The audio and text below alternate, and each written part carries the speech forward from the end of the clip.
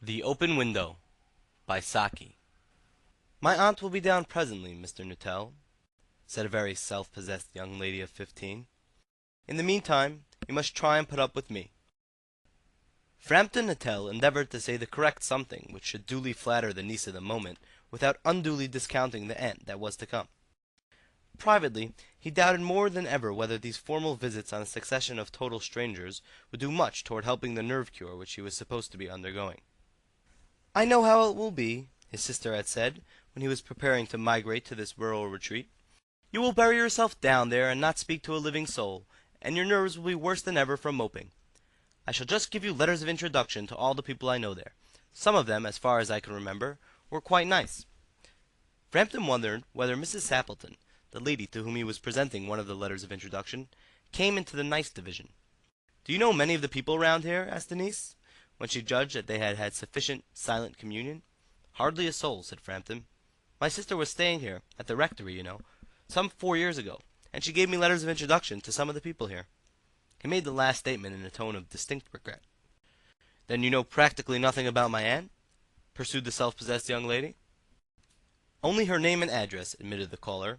He was wondering whether Mrs. Sappleton was in the married or widowed state.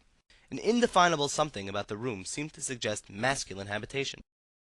"Her great tragedy happened just 3 years ago," said the child. "That would be since your sister's time." "Her tragedy?" asked Framton. Somehow in this restful country spot tragedies seemed out of place. "You may wonder why we keep the window open on an October afternoon," said the niece, indicating a large French window that opened onto a lawn. "It is quite warm for the time of the year," said Framton. "But has that window got anything to do with the tragedy?" "Out through that window, 3 years ago to a day, her husband and her 2 young brothers went off for their day's shooting. They never came back. In crossing the moor to their favorite snipe shooting ground, they were all three engulfed in a treacherous piece of bog.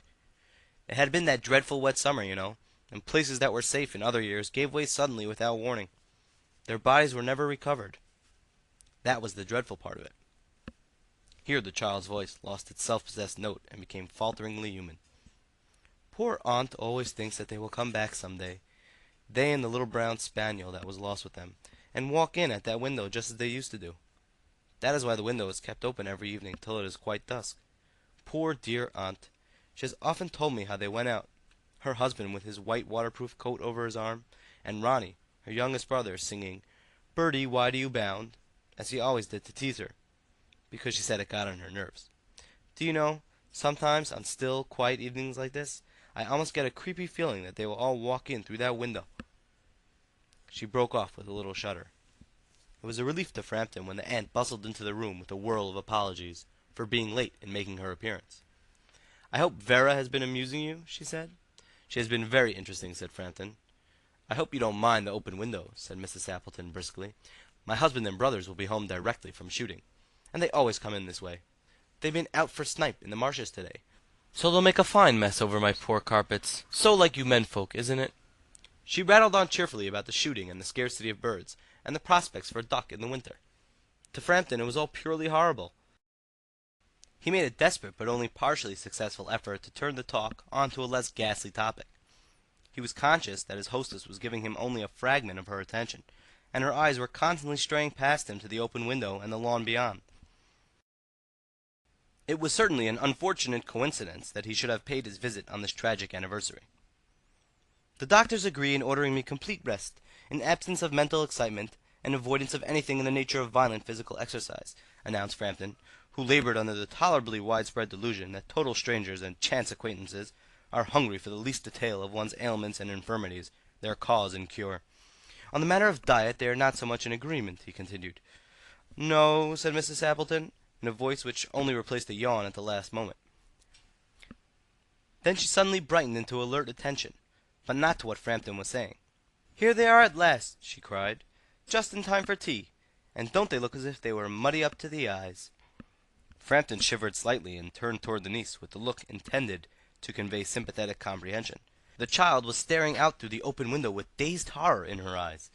In a chill shock of nameless fear, Framton swung round in his seat and looked in the same direction. In the deepening twilight 3 figures were walking across the lawn toward the window.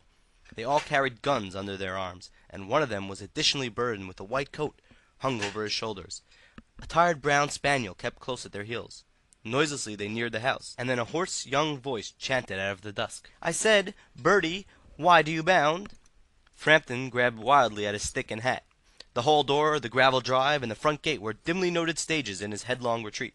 A cyclist coming along the road had to run into the hedge to avoid imminent collision. "Here we are, my dear," said the bearer of the white mackintosh, coming in through the window. "Fairly muddy, but most of it's dry. Who was that who bolted out as we came in?" "A most extraordinary man, a Mr. Nuttall. Could only talk about his illness, and dashed off without a word of good-bye or apology when you arrived. One would think he had seen a ghost." "I expect it was the spaniel," said the niece calmly. "He told me he had a horror of dogs.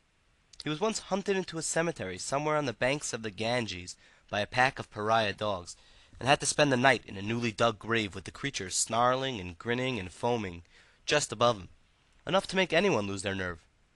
Romance at short notice was her specialty. End of The Open Window by Saki.